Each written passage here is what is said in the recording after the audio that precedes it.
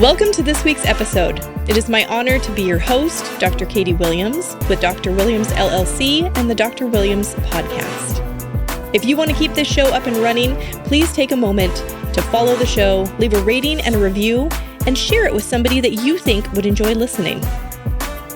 This show is about highlighting what I consider to be the most valuable form of communication. And it's something we all have, whether we're tapped into it or not. That is intuition. Let's jump right in and see how today's guest utilizes their unique ability to tap into their intuition and how they use it to serve others. Make sure to listen to the end to find out how you can work with today's guest.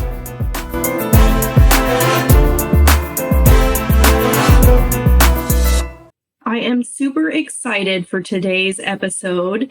I am here with Angela Lundy, and she is going to offer me a human design reading.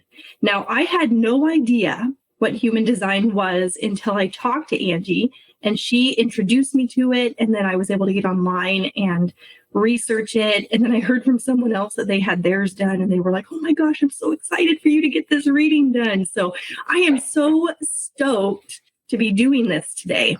So without further ado, Angie, hi. Thanks for being on the show. Hello, Katie. I'm so excited. It was so much fun getting to connect with you and kind of see what you're doing and share what I'm doing. And now we're doing this podcast together. So I'm really excited to share this. Me too. Well, can you give everyone kind of an idea of what human design is and what we're going to be doing today before we get into the actual reading? Yeah, and so most people are familiar with what astrology is, and astrology is a part of human design. And a lot of people get kind of down on astrology because really, if I say, oh, I'm a Gemini, my sister and I are Geminis. We're completely different, right? So people are like, I kind of see it. I kind of don't. It's not that specific. But human design takes it to another level. So Ra, he downloaded the system, which sounds very like esoteric and weird and whatever, but he didn't create anything out of thin air. He took astrology. He was kind of guided to take astrology, and then you take the Chinese I Ching. And so he took that, which is an ancient philosophy from the Chinese book of, it's either called the I Ching or the I Ching, depending on who pronounces it. And then the Kabbalah is a very ancient system. It's kind of like the mystic Judaism.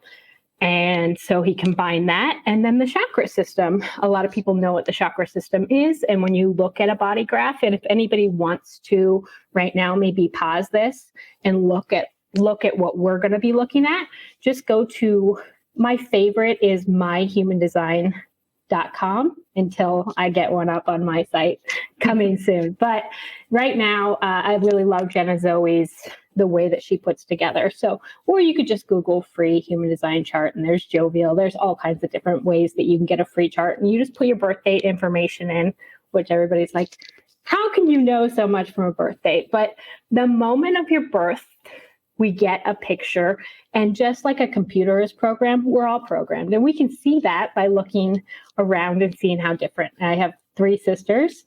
We all kind of have similar DNA, and we are so different. And it's taking into account, who did we come here to be? Who did we choose to be? And so the way that we kind of chose that is the timing of it. What is going to program us? What's our subconscious programming? What's our conscious programming? What vehicle are we going to take on this ride? And so human design takes the astrology, the Chinese I Ching, the Kabbalah, tree of life, and then the chakra system. And in the chakra system, you can see where these different channels, is what they call them, interact in the body. Am I getting this from maybe my emotional center? And am I getting this from my heart? Am I getting this from spleen? Some people are very splenic. They're instant. You know, those people that it's like instantly they know, right? They didn't have to like think about it. They didn't have, and then some people are very emotional. I have an emotional wave. It takes me days to make a decision because I get a really high and a really low when I'm making a big decision. And so understanding how we work, and when you look at human design, it's called the mechanics, right?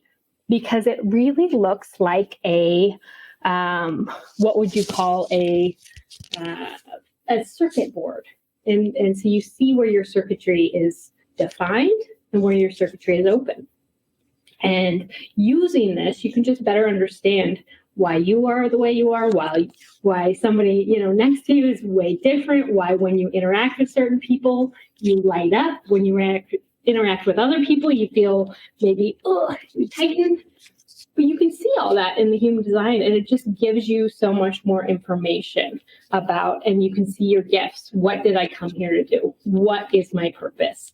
And when you have that clarity, then our next discussion will be law of attraction. When you have that clarity, then you can take these other tools and really elevate and really move into it. But it's nice to know, why am I the way I am? Why did I act like this? Why do I react this way and other people don't? You just have more clarity. And so I'm going to pull up your chart here so that you can see it, and we'll do our best to kind of walk people through. So if everybody's pulled up your own charts and you're looking at this thing that kind of looks like a human body, right? Like you can see a couple of centers. All of these little geometric shapes are centers. And so you can see the centers throughout the body. And then you see these different lines that are either colored in, there's red, or there's black colored in, or sometimes they're both. Sometimes they have red and black. Red, which is the design side. So that was designed in the womb before birth. And so that's kind of that subconscious programming, that body consciousness that you might not be quite aware of, but a lot of times other people see it, right? Other people see that you kind of unconsciously act in this way. And then the personality side, the black side, is a little bit more noticeable to you usually. You see that more. And so we have what we call gates, which is just half. So we'd have, if it doesn't go all the way from one center to the other, it's a gate. And if it does connect, it'll light up both centers, and that's called a channel. And then we're defined. And really, we always have the whole chart. We are everything. We're all combined everything, right? But we have consistent energy for some things, right? Some people are just super driven and they have this very consistent energy. And some people are more waving, you up and down and you wave around.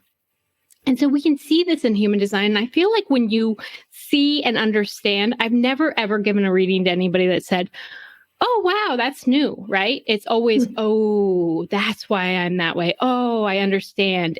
And the more that we can do this, the more that we can be accepting of who we are, what we came here to do, and how to best do that. And so that's what human design did a lot for me, because I am an emotional person, right? Like I have this really high and this really low. It's an emotional wave, and it's one of the strongest emotional waves they have. It goes really, really excited, and then it drops off a cliff. And Ernest Hemingway has this, Prince Harry has this, and you can kind of see maybe in Hemingway's writing when he fell off a cliff and the world was terrible. And I just thought there was something wrong with me, right? Like, why can I get so excited and so much momentum, and then all of a sudden I want to throw it all away? It's all terrible. Everything's terrible. This makes me think of bipolar disorder. Yeah. And there is bipolar in my family.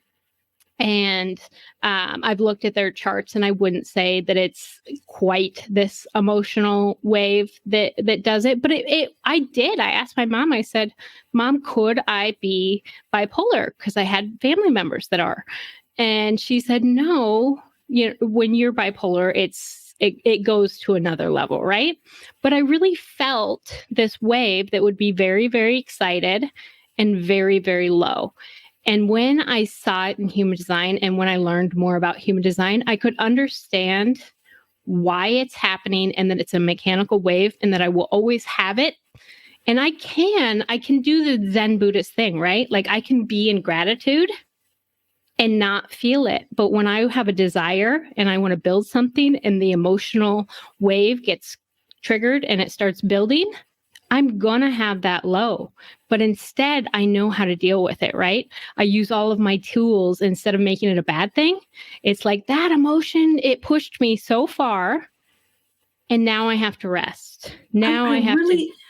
I have to tell you, I love this so much because coming from a mental health standpoint, I feel like everybody could benefit in knowing this about themselves. When you know your human design and you understand more about you, even if you did have a diagnosis of bipolar disorder, maybe you wouldn't be so focused on that title, that term, that somebody has defined you as. Yeah. And you just kind of understand this is the way my emotions work. This is part of who I chose to be when I came, and it helps you come at it from more of a positive standpoint rather than there's something wrong with me. Like what you were saying, like you really felt like is something wrong with me. Yeah. No, nothing's wrong with you. This is just part of your makeup. And really, sometimes, and I just want to share that if you get into this human design space and you start following people and there's anything that they say is negative in your chart, stop following them. Because your chart is not negative. Your design is not negative. Nothing about it. In the world, we have highs and lows. And high in the spiritual community is expansion. And lows are constriction, fear, right? We're always going to have to see the contrast and the expansion, right? Like we're always going to have both. But the more that you work with this, you can step more into the expansion. You can accept yourself on this higher level of it. And then you get to lead your life through your chart in the highest expression of it and not getting stuck in the fear. Because we all have fears in our chart. Ra has an entire, I've listened to like 5 hours of audio on depression in the chart. We have depression in our chart. We have things that are constrictive that make us, but it's just contrast. It is just showing us, ooh, I'm in a low vibration on this. Yeah. And throwing in that law of attraction aspect, we know, and I talk about this with my audience, that contrast is never really a bad thing if you understand how it's working for you. Mm-hmm. It's there to help you get clarity about something you want. And when you come at it from that standpoint, it's always a positive thing. Yes. Yeah. Exactly. So that is what I love about human design. And it's just one of the many tools that I use. I look at the astrology. I think it shows us, especially in progressions, where we're at. I went through recently the 8th house, it's a lot of self-development, and it's kind of a Scorpio house. Burn it down, right? And while I was in that 8th house, kind of seeing that that's where I was, gave me more clarity. Ooh, I have to end these programs. I have to stop the cycle. And it's not like the most fun thing to do, right? But I'm here, I'm in it, and it won't last forever. And now I'm moving out of that into the 9th house, and I know that it's moving. So I love looking at the astrology. I love looking at my human design and seeing, who am I? What did I come here to do? Where are my gifts? And how do I step into the highest expression of that? And then I love Gene Keys is one of my favorite for contemplation. It's when you focus your attention on who am I, you get all this clarity. You can figure out, why did I come here? Because without that, we're just kind of, binging on Netflix and drinking too much alcohol and not sure what am I doing here, right? Like I went to work all week. Yeah. And so it's like filling ourselves with, how do I get to know myself and my purpose and my children and my husband better? And I love these tools for that. Oh, me too. Well, now I'm super jazzed. Like, tell me about myself. What does mine say? Let's dive into this. And so I love to kind of just jump through the chart and we're just going to do this very, very quickly. But what I usually do is I kind of go through, what are the centers and what if they're defined and what if they're open, and if they're not colored in, they're open. And what we call that is, you are a receiver. You're in receiver mode, right? If you think of it like a satellite that receives the signal. And then when you're defined, you are sending the signal. You're sending out that signal for somebody that's open to taste it, to understand it, to learn from it. Mm-hmm. And so we can see you've got a good amount of definition, and then you've got a good amount of openness, right? You came here for both. I've seen people that have completely filled in charts, and I've seen people with completely open charts. My best friend is a reflector. She has nothing defined besides some gates. And so we can get more information when we see, where am I open? Where am I defined? And so when we look a little bit deeper, we start at the head, which is inspiration, right? You have this wide open head, which is wonderful because you're always looking to be inspired, listening to podcasts and reading information and learning and what can I fill my brain with, right?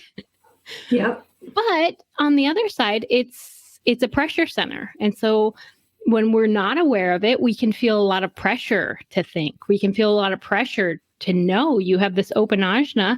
The ajna is, how do we conceptualize? You can conceptualize abstract. You can conceptualize in a logical way. You can conceptualize in an individual way, but it's all over the place, right? And it's kind of contingent upon who are you with or what are you downloading. And so it's flexible. You've got a very open mind. We call this very open-minded. We know somebody that's got a defined mind because at my last job, there was somebody with a very defined mind that would write on the board, like, let's argue about this, right? Does pineapple belong on pizza? Does, they would have this debate, and there were people that were like, no, it doesn't. And there's people that are like, do you like pineapple? Then it belongs, right? Yes. And you just know that there are these people, and I have a lot of people with defined minds, and it's given me so much more appreciation that they get to conceptualize the same way. They're very logical, or they're very abstract, kind of taking all of the past and putting it together in this way. Or they're individual. They've got these like crazy insights out of nowhere. And I'm like, whoa. But they think one way. I don't. I have an open head. I have an open mind. And so I did not come here, just like you did not come here, to be certain, which you can see, right? You went into your career in mental health, and now you're doing this podcast, and you got a very open mind about it. I'm going to look at all the ways. I'm going to look at all the different things, right? Yes, absolutely. You're not here to be certain ever. And that gives me so much freedom. Like even human design, if it doesn't serve me, I'm going to throw it out at some point, right? Mm-hmm. Yeah. I'm not clinging to anything. I'm tasting. I'm open, right? I'm tasting. Ooh, this kind of works. Ooh, this kind of works. Ooh, this is fun right now, right? Yeah, I love that. That is so amazing. That really resonates with me because I kind of have taken that path. And actually you telling me that about myself helps me accept it more because I do have some pressure sometimes to like really choose a direction and stick with it. Mm-hmm. I've always been a little type A. So I really want to like stick with something, but you're right. That's not really how I feel. Yeah. And we'll talk about your type A-ness. It's there, but it's not there to be one thing, right? It's there to be open, to tasting, to trying, to seeing it from all sides. And it's a beautiful thing. And it's not a beautiful thing to be defined. I know some very defined people, and I'm like, wow. Do I sometimes try to make them see from all sides, to let them know that there's a lot of different ways? Their way is really cool, but somebody else's is cool too. Sometimes, if they seem open to it. But it's just, we're all designed differently, and it makes me appreciate who I am, but who others are, right? Mm-hmm. I love human design because it teaches me how cool other people are, even when they're completely different, even when they have completely different views and values than I do. Wow, that's beautiful. And then we're going to come to your throat, which is open, right? Like this is our manifestation. This is how we speak into the world. You have an open throat, so you're very good at kind of reflecting, which is why you're going to be very good at having guests and things like that, kind of reflecting the tone and the cadence and of the people around you, and being able to pick up maybe different dialogues and maybe different languages even, right? Or different accents. Like you're just very open, and you can kind of taste how people are speaking. But you do have this one gate, this 16, which is in your moon. And I love the 16. And this is why I was really attracted to you in the first place. The 16 is enthusiasm, right? This is talent. This is that person that picks up things and they're enthusiastic about it and they share with enthusiasm. My mom has this, I have this, and we get really excited and we share and we sell things to people, not even meaningly, because we're like, oh my gosh, I tried this new thing, or did you hear about this? Or it's this enthusiasm, right? And you're really here to share with that enthusiasm, to get people on board with that enthusiasm. So I love that you have that 16. It's going to serve you in doing your podcasting and doing what you're doing and how you share with people the things that you're sharing. And so we see all of this is open, and now we're going to go to this defined. And this is defined, this is what we call a split definition. So if all of the definition doesn't meet each other, we call it a split. So it doesn't always talk. So if you find somebody that has this too, they might have some direction for you, right? You can bring in these resources, but you're always kind of looking for that two to kind of complete your energy. Or maybe somebody has this 48, this depth, right? I don't know if you notice this, but I have the 16 and I don't have the 48. So sometimes I'm really good at picking things up and grabbing things, but I don't always want to get really stuck in the weeds and go super deep, right? Mm-hmm. Some people are really deep, and it's really, my best friend has this 48 and she helps me. I talked to her about human design the entire time I was learning it, and she helped me get more depth in it. Because otherwise, I'm really good at picking out the most important thing, grabbing it and going.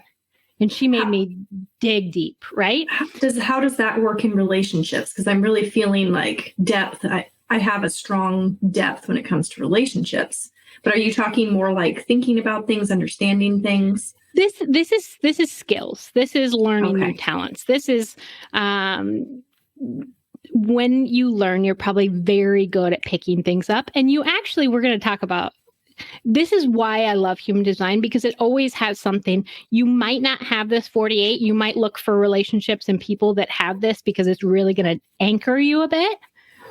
But you're a one line, and we'll talk about that. So you always have something that's pulling you to learn more, pulling you to go deeper, even if it's not naturally, energetically something that you always have access to.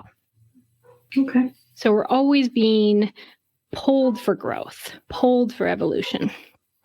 So we're just going to look at, this is the heart center. So the heart center in the chakra system has actually split into two in the human design. And so we call it the G center, which is love and direction, and the ego or heart center, which is more like willpower, will center, right? And you have all of the vessels of love. So and that's what you are. You're here. Your purpose here is to be a vessel of love. And I love that because I have all the vessels of love too. It's not my purpose is education, which is why I'm always trying to educate people on everything I learn. I learn it just to share it, right? You're here to be a vessel of love. And these vessels of love, they can be a little bit tough, right? Like I came in really excited to just love people. I would knock people over, crawl up them, and hug them to death, right? Like I came in loving people, but then you learn, ooh, I get disconnected from that love, and I'm shut down a little bit, right? Mm-hmm. This 10 is like, oh, I love humanity. I love myself, or not. I'm hard on myself. I'm hard on humanity. What's wrong with you, right? Mm-hmm. The 15 is this kind of extreme. I'm going to go to these extremes to learn all this or do all this, or I'm going to extreme jump here and then extreme jump here. But it's also flow. It's this feminine flow, right? I'm going to try this and I'm going to try this and I'm going to find my own flow. This 46 is a love of the body, a love of push. It's called pushing forth, right? Like I'm going to succeed, but in a like physical plane way. Or a lot of body workers have this, or healers, or people that work with, I mean, you did the mental health field, and mm-hmm. It's like, I want to heal people. I want to help people. And this 25 is kind of the priestess, we call it. You know, it's like the priestess or the priest looks out over their people and they love them all equally. But they don't love you, right? It's not a specific love. It's an all-encompassing. Mm-hmm. I see love in everything, everyone, or it constricts, and this can give people some anxiety. I've had panic attacks from this, right? All of a sudden, I feel cut off from that love, and I've got a panic attack, right? But when we breathe deep, when we know that all is love, you can expand that and you can share that. And this 2551 is kind of that type A personality. I have this too. It's like the design of being first. Like, I'm going to get there. I'm going to get there first. I'm going to move. I'm going to do it. Like, And be the best. Yeah. And it'll kind of like have people try to compete with you. And you're like, I'm not competing with you. I'm competing with me. I'm just doing me. But people kind of compete with you or feel the need to compete with you.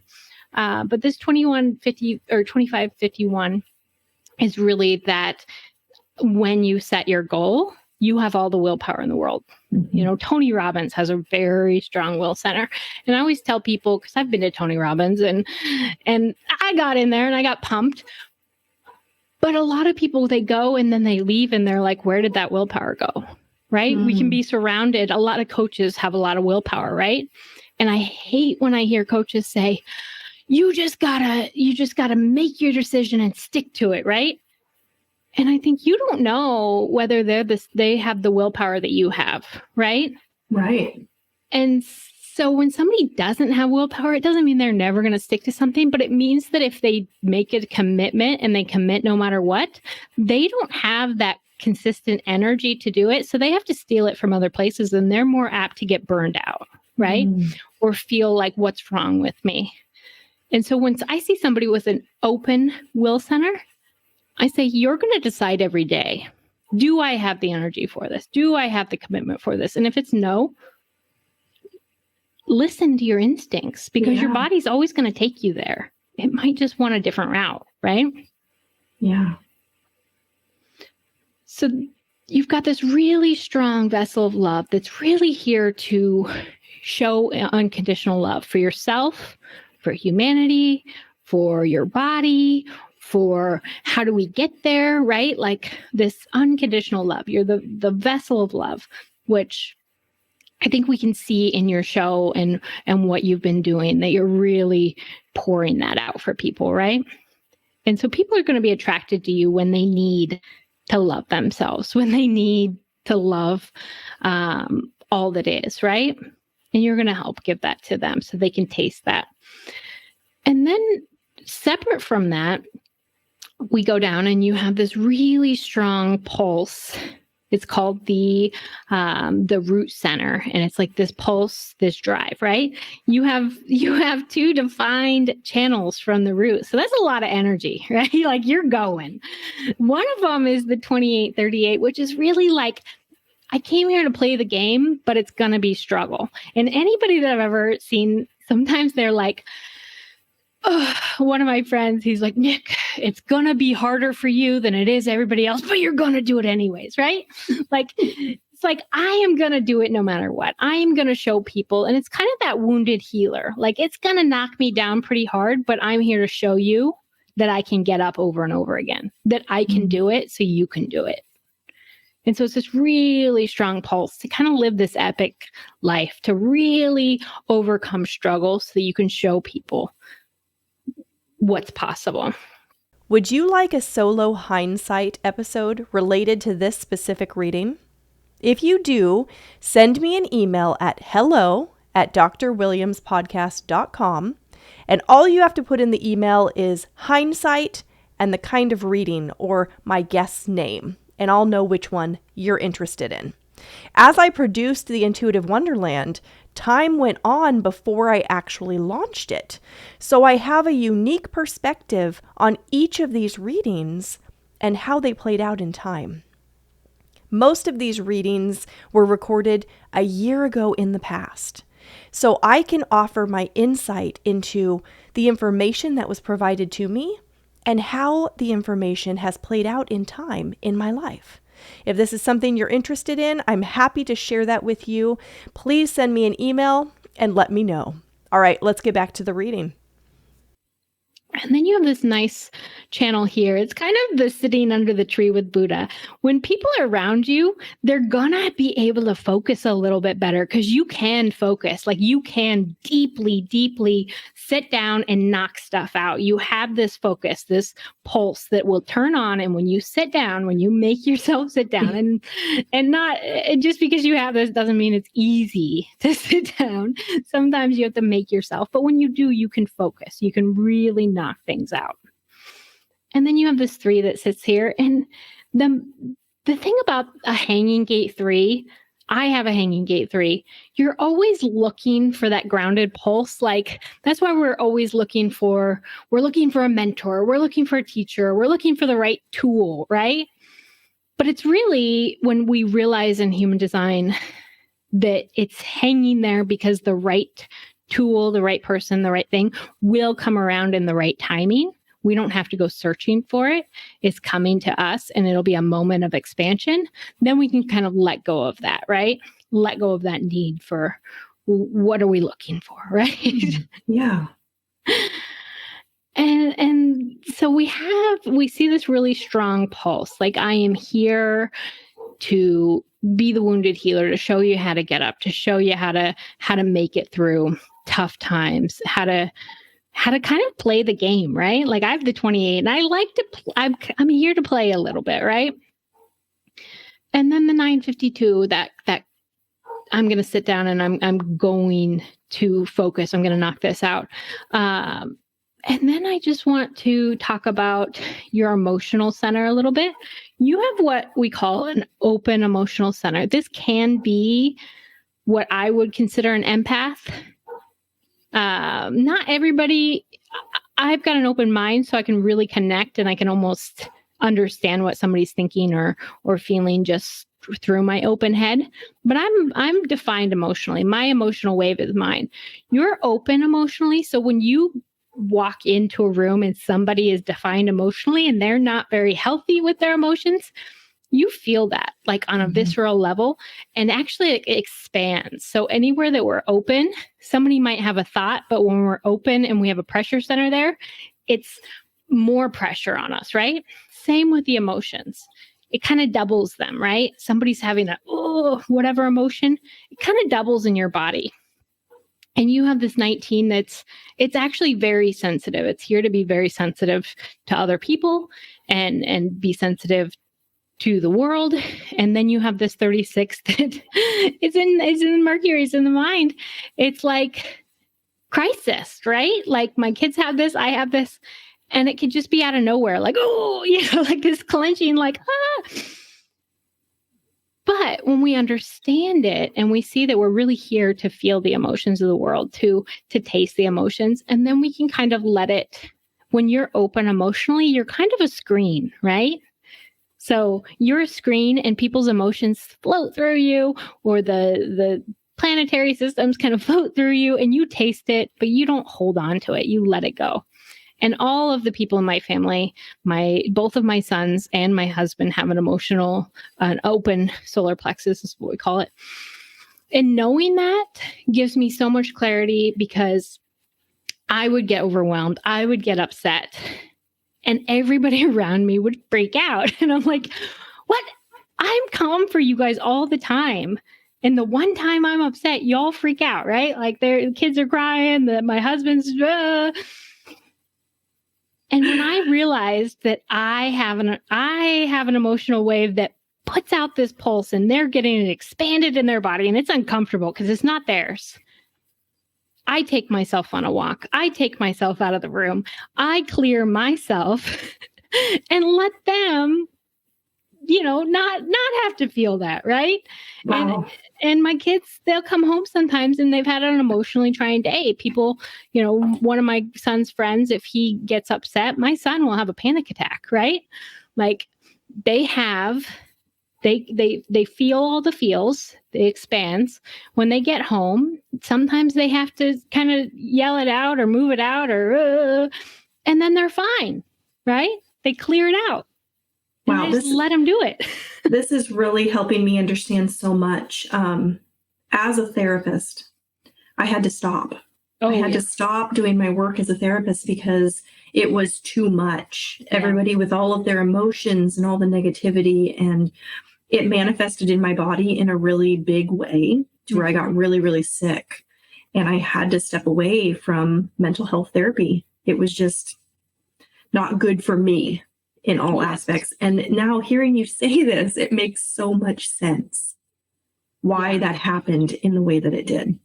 And if I was looking at your chart and maybe you're like, this is what I'm doing no matter what, but I would tell you, I don't know if seeing people day in and day out with emotional trauma or emotional struggles is going to be good for you, right? Like we have to have boundaries. You're here. It's wonderful that you can tap into this and you can taste it and you can understand people and you can really empathize, right? But day in and day out, that's a lot on your body for sure. Yep. Yeah. So this is wonderful. This could help people understand career paths. I mean, it tells you so much about direction based on your personality and who you are and what would be a good fit. And it gives you the permission to be you, right? We look out at the world and we see, I know, my mom, she just wanted me to be an ultrasound tech and have a safe job and like have insurance. And I'm like, no, I had all these dreams and it was like, no, safe path, And I'm a manifesting generator. I have to do multiple things. And we're going to talk about the types, but a manifesting generator, we'll start there. They have your generator type, which is a type of generator, right? We have generator, straight generator, the builder, and we have manifesting generator, the builder plus multifaceted, right? So I have to do multiple things. I have my podcast. I have my coaching business. I'm going to start doing a cooking blog. Like I have to have all of these different ways to create that it has to be like, okay, today I feel inspired for this. Today I feel inspired for this because I am a multifaceted person, right? Like I'm learning astrology, gene keys, and human design at the same time, right? I'm never learning one and checking off the box. I'm always having variety. And that's what a manifesting generator is here to do. And my son, my youngest, is a manifesting generator, and he's just, one day he's going to be an artist and the next day he's going to be a football player and the next day he's going to be, like he is multifaceted too. And he loves all these things. And as a kid, I was always told, hey, pick a lane. Hey, grass isn't always greener. Hey, like my mom was really worried that I was going to be all over the place and never accomplish something. But what she didn't know is that's what's perfect for me. I get bored easily. I have to be inspired. I have to do different things, right? And it's okay for me. That's who I came here to be. And then we have the generator type. You're a generator. It likes to build a little bit more. It wants to step by step build. And then you'll hit maybe a plateau and you're like, okay, I feel like I'm not moving. And then you build a little bit more, right? You're this master builder. You're going to sit down and you're going to knock things out. And you do have the 16. The 16 has enthusiasm for different things, but you're really good at building one step at a time, right? And then we'll look at all the different types. You could be, the generators are about 35% generator, 35% manifesting generator. So the generator is 70% of the world, right? And that just means you have a defined sacral. And in Chinese, or in the chakra system, we know the sacral is kind of that fire to build and create, right? So we have a very defined fire to build and create. I don't know about you, but I went on vacation and I kind of wished I brought my laptop because I kind of wanted to work, right? Yeah. Like, there was downtime. Well, it feeds us. Like it's something that we're passionate about, like love doing. Yes. And my mom's a projector, and we'll get to a projector. She doesn't feel that way. Like rest and relaxation is very important, right? To me, building something, doing something, moving towards something is very important. And yes, work-life balance, spending time with my family, all of that is important too. But I'm a generator. I really want to create stuff. I really want to work, right? Yeah. As long as it's something that fires me up. When I found out I was a manifesting generator, I had these 2 children and I was working a job that I hated. Mm-hmm. And I had no energy. I was like, I am not a manifesting generator. That seems like a really exciting thing. And I can't hardly get off the couch. I'm exhausted. And so when we're a generator type, if you're not doing things that light you up, that fuel you, that excite you, you're going to be burnout, right? We're not just here to work to slave away. We're here to build something that we believe in, that lights us up, that moves us. So if you're looking and you're a generator type and you're not lit up, you're going to be tired. You're going to not have that fire, right? So if you have a lit up sacral, your generator, you actually create the energy for the world. 70% of us create energy, and that gets put out into the world. The other 30%, they don't create their own energy. And so it's really important for them to know that, right? And that's not a negative thing either. No, there's no bad design. But you don't create your own energy if you're a projector. You look on there and it says type, projector, manifestor, or reflector. And so if you're one of these types, you don't create your own energy. You need to be a little bit more careful with it. You go out and you get lit up by these generators and it expands just like those motions expanded in your open center. This energy expands and wow, they are Energizer Bunny and they're going. But they need to unplug from that and rest. A projector, my mom's a projector. My entire life, she could not get enough sleep, right? Like we were not allowed to wake her up before 9 o'clock on the weekends. My aunts would call and they'd say, oh, can we talk to you? Nope. We do not wake her up before 9 o'clock. We knew it. Like sleep was so important to her. A nap was so important. And for a generator type, if you're lit up, if you're healthy, if you didn't run yourself ragged doing something you didn't love for however long, you could work, 12, 16 hours a day when you're lit up. Do we all need breaks? Yes. But if I'm in something, I'm in it, right? Like I have all the energy in the world. A projector's not like that. They're very focused in their energy. It's about 20% of the population. They're very focused. They get in, they kind of taste the aura of other people. They can see from this bird's eye view. They can kind of direct. They're really good at directing. My stepdad's a projector. And what he does is he's the building director. I don't know what it's called, but he tells the workers what to do. He goes home, he takes a nap, he comes back, he checks on it's perfect for him. He knows from a high view what needs done, where the energy needs to go. That's what projectors are really good at. My mom's a projector. She had 3 generator children. We'd get out of the car and start going. And she goes, whoa. Let's think about this. And she'd slow the energy of all the generators. Where do we got to go? What do we got to do? Let's direct this in the smartest way.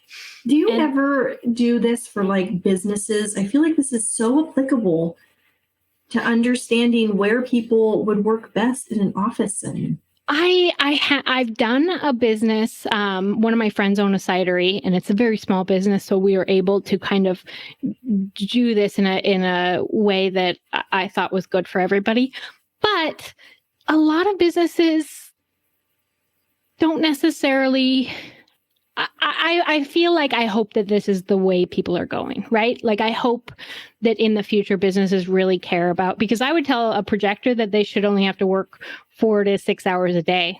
A projector is going to double the output and they need more rest. They need to go work out in the middle of the day or take a walk or step away or take a nap, right?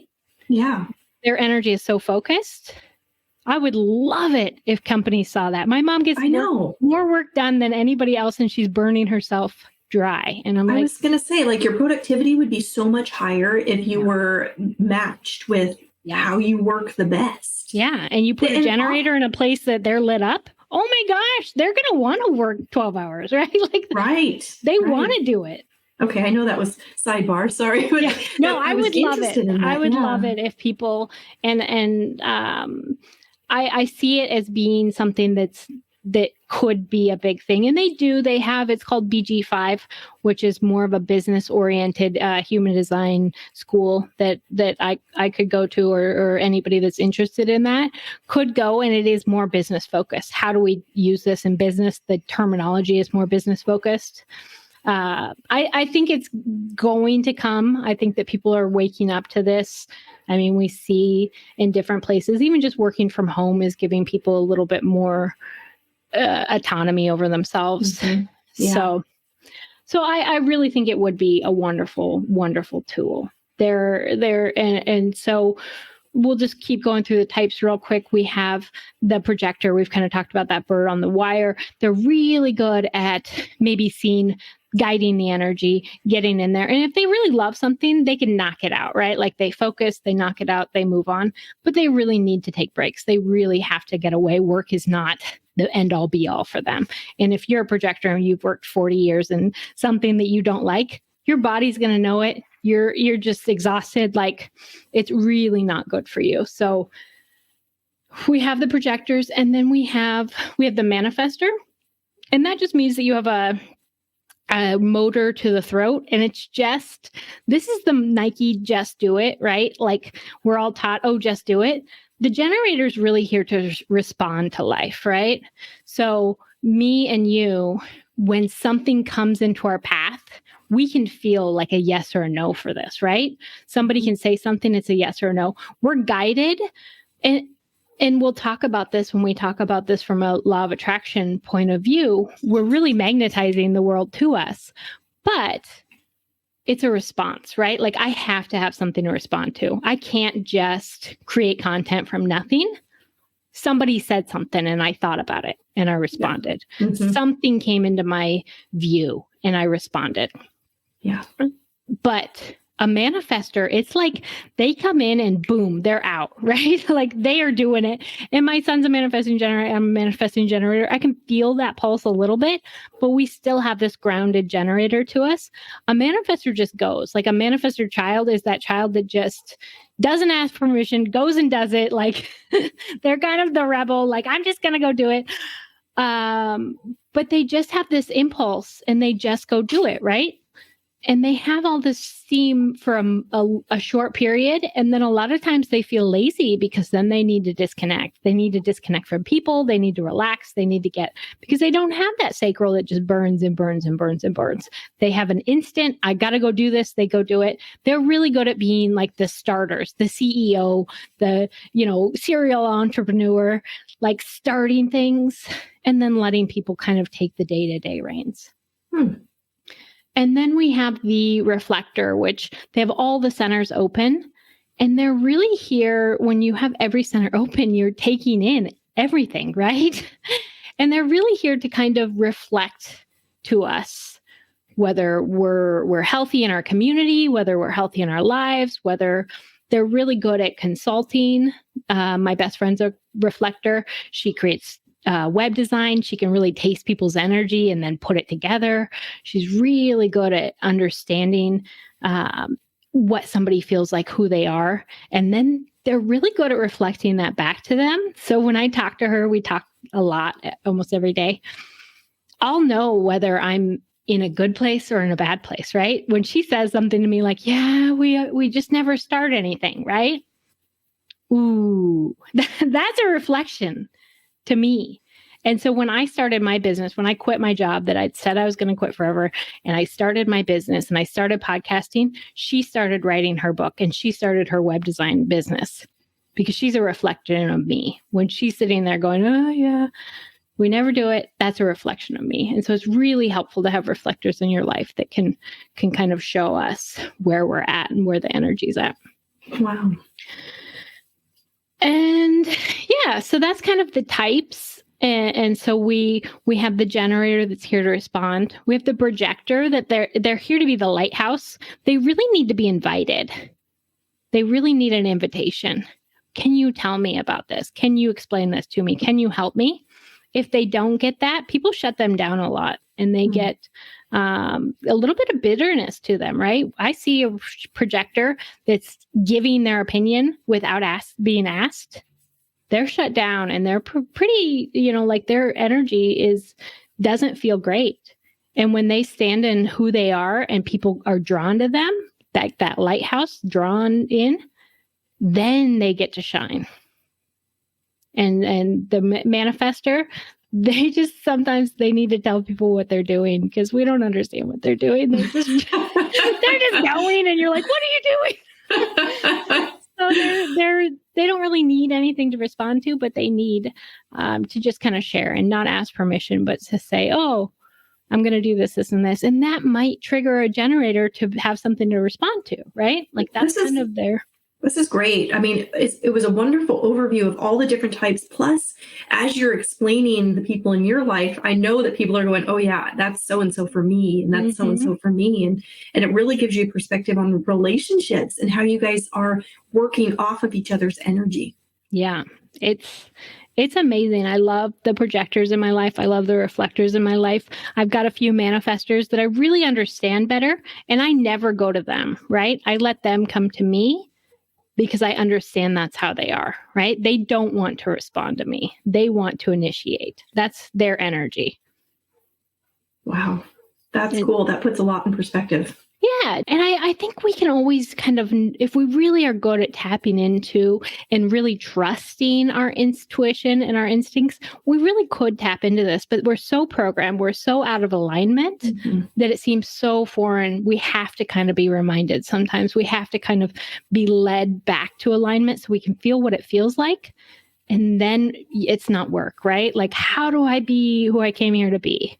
Feels like a little bit of work sometimes until you realize that we just have to accept it and kind of throw out the programming and throw out like, I am different and it's okay. And this is who I came here to be. So yeah, that's kind of the overview of types. And we kind of broke down what those different centers are and why they're filled in and why they're defined and kind of that defined energy that you came here. And we can always go like super deep. And I love coaching with this because I have all these people's charts and they'll call me and I can switch. See where you're in this low. See where you're in the not self. See where you're grabbing from this, right? Let's go back to where you have defined energy. Let's go back to who you are. You're a sacral being. Your authority is sacral. That's a yes or a no, right? If people ask you yes or no questions and you feel into your gut, you will always get the right answer. Mm-hmm. It's true. Yeah. So yeah, that's one thing I would say to practice with being the sacral generator that you are, is to really step into that, even if it's dinner. Ask your husband to give you a couple options. Can you give me a couple options that I can yes or no to, right? Yeah. Because you don't want to come out with it out of thin air. You want to respond. That's the energy. I've learned that in meditation too. I've really been doing my yes and no's in meditation just to get an answer from myself. Yeah. With that alignment. And that's been really cool. That's been a fun thing that I've discovered. I love that. Yeah. Yeah. Okay, so I just want to go through your profile real quick because we kind of talked about, when we talked about the 48 being that depth, and we talked about you're open there, right? But you kind of feel like you do have that kind of, it's called an investigator. So that profile, the profile is kind of the cloak that we came here with, right? And so it's just 1, 2, 3, 4, 5, and 6. And you can see it when you look at the numbers kind of at the top. There's a dot and then your profile. And so your profile is a 1-4. And so 1-4, the first set is kind of something you're conscious of. And you're a 1 line, which is the investigator. It's the foundational piece, right? An investigator loves to do research. An investigator loves to give me all the knowledge so I have everything I need, and then I can take a step forward. It loves to lay the foundation. We need investigators to come and gather all of the information and gather everything we need and lay that nice, strong foundation for us. And so you're an investigator in that 1 line.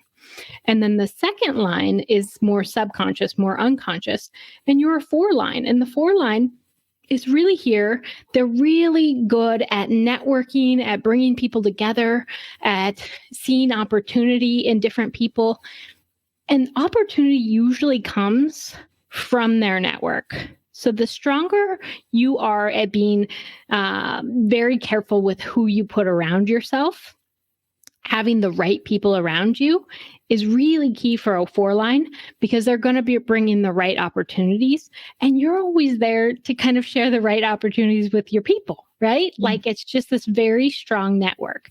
So it's like, I'm going to investigate, and anything that's a 1, 2, or 3, if you have a 1, 2, or 3, that's self, right? I have to investigate to know more for myself. And then if it's a 4, 5, or 6, it's how do we share with the world? And it's like, I have to have my strong network so I can share my investigation, so I can share what I'm learning, so I can share through my network. That's where we have that 1 line that we talked about. Okay. Well, this has been really fun, and I really feel like it was spot on with me. I I could relate in so many ways. It was resonating. And I was like, yeah, this is really me. It's amazing that you can know so much just from somebody's time of birth. And I think that a lot of people would be interested in doing this. So is this something that you are offering? I mean, if people wanted to find you, how would they find you? How would they sign up for doing their own human design? Yeah, so I do human design readings. You book about an hour for a personal reading. It usually takes me about an hour and a half because I'm very thorough. I like to really give you every single thing that's going to help you on your journey. But it's about an hour reading for, if you go to evolvingonpurpose.org, you can book there. I do it all via Zoom so that I can record it. I can send you that recording. You'll have it to go over, and we can just go really in depth. There's a little questionnaire. So it could be like, how do I love what I'm doing more? Or it could be, what's my purpose? What am I here to do? How do I step into that? Or I just feel weird. Like, why am I the weirdo in my family? Why am I the outcast? It just gives you that clarity. And so, yeah, anybody can book that. I have a family reading on there as well. If you want to do kind of like, I want to see my spouse or my children, there's a family reading. And then I do coaching where I combine all of the tools so we can really get you where you're going to go. But that's just evolvingonpurpose.org. And you can book there. If you don't see a time that works, just reach out to me because I will make available more times. Those are the times that I know will work. Wonderful. Wow. Well, if you guys do decide to have a human design reading with Angela Lundy, I want to hear about it. So do it and then let me know how it goes and what your response was, because this was really fun for me. And I'm telling you, it speaks so true to how I feel and what I know about myself. And I know a lot of you are wanting to know more about yourselves. So I look forward to hearing from all of you about your own readings. And Angie, thank you for being here today and offering that to me. It was really, really fun. Thank you so much. I love sharing and yeah, I can't wait to keep hearing ahas and all the things along your journey. That concludes today's episode. It is my hope that you found benefit in listening to today's guest and gained a greater appreciation for the guidance of intuition in each of us. If you haven't already, please make sure to follow us on social media under Dr. Williams Podcast. Look within, trust your intuition, and allow yourself to explore all the splendor that it has to offer. This is the Intuitive Wonderland.